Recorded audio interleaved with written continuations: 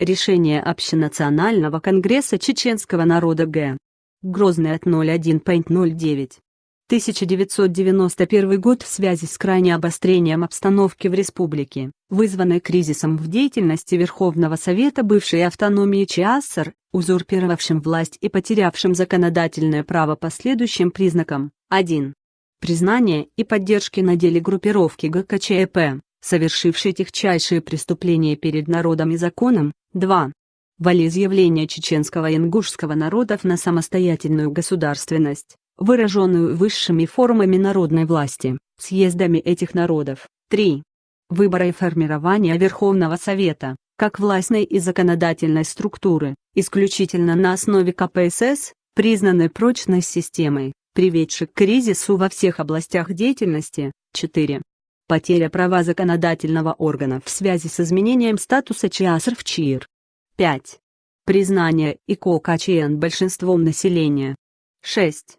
Отсутствие Конституции ЧИИР. В целях пресечения дальнейшего обострения обстановки и кризиса, провокационной и подрывной деятельности Верховного Совета, безнадежно потерявшего связь с народом и неспособного управлять в обновленной обстановке, Общенациональный конгресс чеченского народа решил 1. Верховный Совет бывший ЧАСР с 29.08. 1991 год считать распущенным. 2. Поручить депутату Верховного Совета Эль-Магомадову совместно с исполкомом АКЧН, оказав им доверие, сформировать Республиканский комитет для разработки основных законодательных актов государственного устройства с привлечением депутатов Верховных Советов СССР, РСФСР, депутатов всех уровней, научных и общественных политических сил. 3. До 15. 10. 1991 год разработать Конституцию, Закон о выборах, Закон о референдуме, Закон о гражданстве, Закон о президентском правлении, Закон о деятельности парламента и Конгресса, положение о статусе кандидатов в президенты и провести процедуру принятия гражданства. 4. Предоставить депутату Верховного Совета СССР Л. Магомадову право подписать указанные в параграф 2 законодательные акты как временные до избрания главы государства гражданами республики на альтернативной основе. Выборы главы государства провести до 01. 11. 1991 год 5. Контроль за функциональной деятельностью исполнительных структур на переходный период осуществлять через исполкомы и местные советы. 6. Ходатайствовать перед Верховным Советом РСФСР о лишении Д.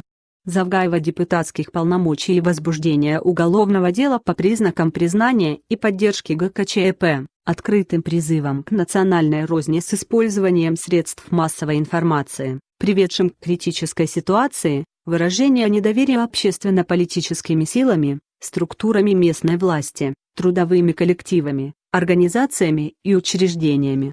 7. Здание бывшего Дома политпросвета Рискома КПСС передать Исламскому институту Аль-Хадж Насуха. 8.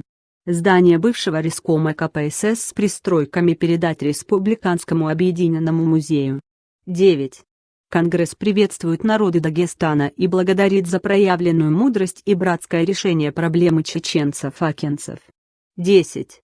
Конгресс обращается к осетинскому народу проявить политическую мудрость в решении вопроса возвращения территорий, по праву принадлежащих ингушскому народу. 11.